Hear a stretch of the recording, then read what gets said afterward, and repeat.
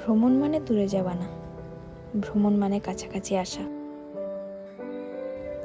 একদিন জায়গাগুলো হয়তো ভুলে যাব, কিন্তু মনে থাকবে এই হাঁটা, এই হাসি, এই একসাথে থাকা।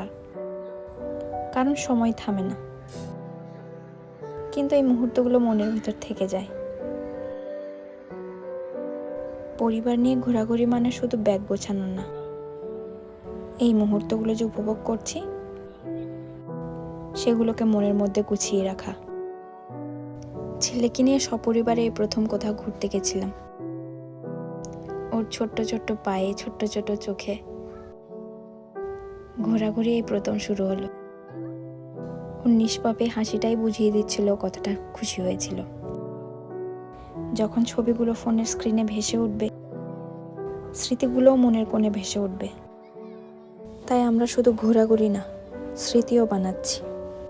টিকিট আমরা অনলাইনেই কেটে নিয়েছিলাম, তাই অত লম্বা লাইনে আর দাঁড়াতে হয়নি। নাম না জানা কত রকম পাখি, কত রকম প্রাণী দেখলো, সাথে আমরা উপভোগ করতে রাখলাম সব কিছু। এই যে এই হাতিটার সামনে মা বাবাদের ছবি তুলে দিয়েছিলাম। চলো তোমাদের ছবি তুলে দিই, এটা বলাতেই কত সুন্দর বাচ্চাদের মতো ওরা দাঁড়িয়ে গেল। এই সাদা ময়ূরটা কি সুন্দর সবাইকে ঘুরে ঘুরে পোজ দিচ্ছিল, আমাকেও দিয়েছে, তাই আমিও টুক করে একটা তুলে নিলাম।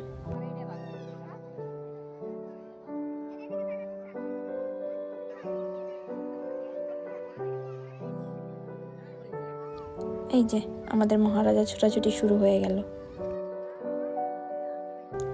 এর মাঝখানে আমরা চিড়িয়াখানার একটা রেস্টুরেন্টে মধ্যাহ্নের ভোজন সেরে নিয়েছিলাম। তবে বলতেই হয়, প্রাইস অনুযায়ী ওদের খাবারের কোয়ান্টিটি কিন্তু এদিন খুব ভালো ছিল না। টেস্ট মোটামুটি ঠিক ছিল, কিন্তু খাবারটা কোয়ান্টিটিতে খুব কমই ছিল। তাহলে চলুন, আমাদের ভ্রমণ সমাচার এখানেই সমাপ্তি করছি। দেখা হবে পরের কোনো ভিডিওতে। টাটা।